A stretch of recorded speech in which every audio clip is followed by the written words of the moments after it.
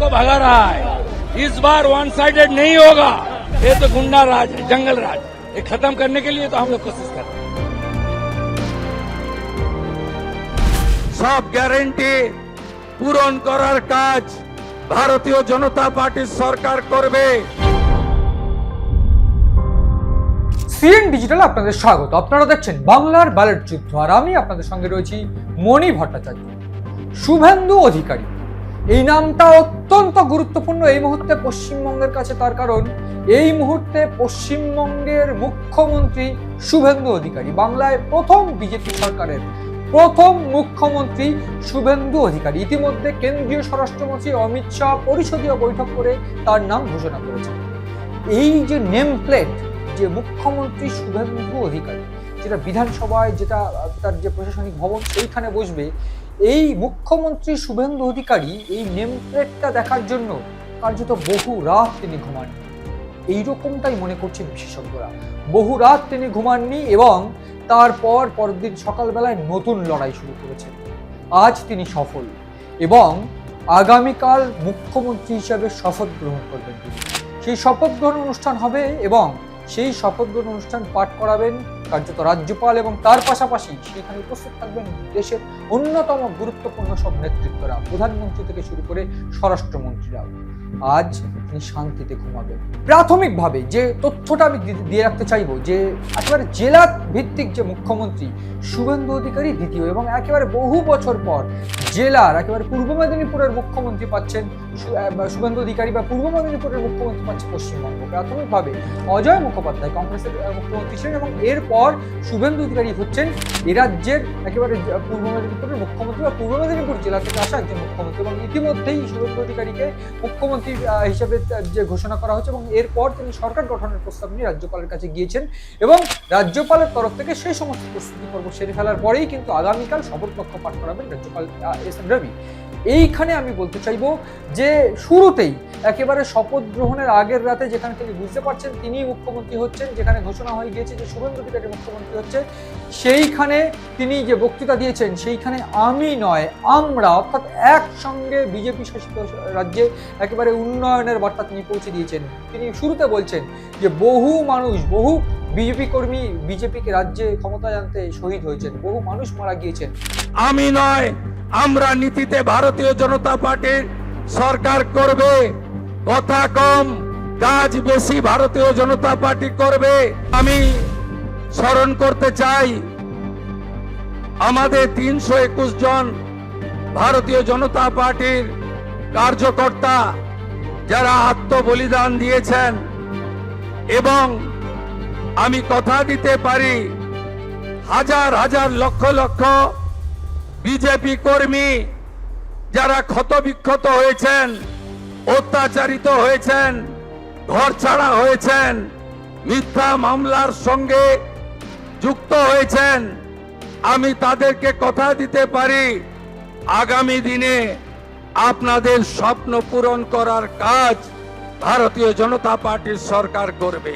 তাদের প্রত্যেকের কাছে আমি কৃতজ্ঞ, তাদের কাছে আমি একেবারে নতমস্তকে প্রণাম জানাই। কারণ যদি শুভেন্দু অধিকারীকে আমরা দেখেছি যে বিভিন্ন জায়গায় দলীয় কর্মীদের জন্য তিনি অত্যন্ত সমব্যথী ছিলেন, এবং এই শুভেন্দু অধিকারী যিনি বিভিন্ন জায়গায় একেবারে এই প্রান্ত থেকে ও প্রান্ত, একেবারে বলা হলো যে ঝাড়গ্রাম থেকে বাঁকুড়া, বাঁকুড়া থেকে পুরুলিয়া, এবার অন্যদিক থেকে একেবারে বসিরহাট, টাকি থেকে শুরু করে কলকাতা অবধি বিভিন্ন জায়গায়, একেবারে সন্দেশখালী, কামদুনি, বিভিন্ন জায়গায় তিনি প্রতিবাদ গড়ে তুলেছিলেন, বিভিন্ন ইস্যুতে সাধারণ মানুষের হয়ে কথা বলেছিলেন, এবং শেষ পর্যন্ত তৃণমূল সরকারের বিরুদ্ধে চূড়ান্ত অভিযোগ এবং চূড়ান্ত লড়াই, এবং শেষ পর্যন্ত তিনি ক্ষমতা দখল করলেন।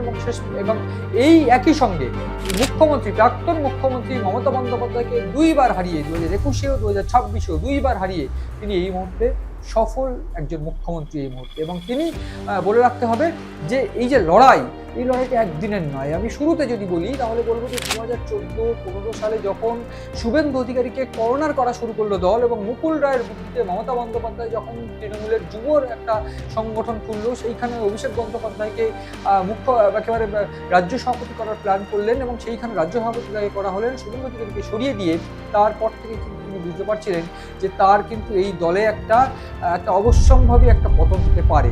এবং সেক্ষেত্রে প্রণব মুখোপাধ্যায় বুদ্ধি দিয়েছিলেন যে এই দলে তোমার ভবিষ্যৎ নেই, এবং সেই যেটা ইতিমধ্যে বিশেষজ্ঞরা জানান যে তারপর থেকে তিনি কিন্তু আস্তে আস্তে আস্তে আস্তে দল থেকে দূরত্ব বাড়তে থাকেন, এবং এরপর বিভিন্নভাবে মুকুল রায় থেকে শুরু করে অন্যান্য যে সমস্ত পলিটিশিয়ানরা রয়েছে তাদের বুদ্ধিতে কিন্তু শেষ পর্যন্ত দূরত্ব বাড়তে থাকে মমতা বন্দ্যোপাধ্যায়ের সঙ্গে শুভেন্দু অধিকারীর, এবং শেষ পর্যন্ত মুখ হয়ে উঠে আসে এই অভিষেক বন্দ্যোপাধ্যায়কে নিয়ে মূল অভিযোগ, এবং অভিষেক বন্দ্যোপাধ্যায়ের বিরুদ্ধে অভিযোগ করে শেষ পর্যন্ত তিনি দল ছাড়েন 2020 সালের 19শে ডিসেম্বর। অমিত শাহের উপস্থিতিতে তিনি দল পাল্টান এবং বিজেপিতে যোগদান করেন।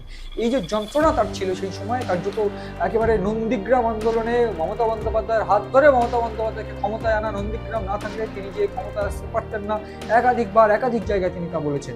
এবং এরপর নন্দীগ্রাম আন্দোলনের পর তিনি যে জায়গাটা পেয়েছিলেন, একেবারে বিভিন্ন দপ্তরের মন্ত্রিত্ব সামলেছেন, এবং এরপর তিনি যখন কর্নার হতে শুরু করলেন তিনি কিন্তু বুঝে গিয়েছিলেন যে এ রাজ্যে এই দল কিন্তু একেবারে বা তৃণমূলের বেসিক্যালি তৃণমূল কিন্তু ব্যক্তিকেন্দ্রিক দল, সেক্ষেত্রে পরিবার কেন্দ্রিক দল বা ব্যক্তিকেন্দ্রিক দলকে কিন্তু দলে কিন্তু তার ভবিষ্যৎ নিয়ে তিনি কাজ করতে পারছিলেন। এবং এরপর 2017-16 পর থেকে তিনি বুঝতে পারেন যে কিভাবে আস্তে আস্তে দল পরিবর্তন করতে হবে।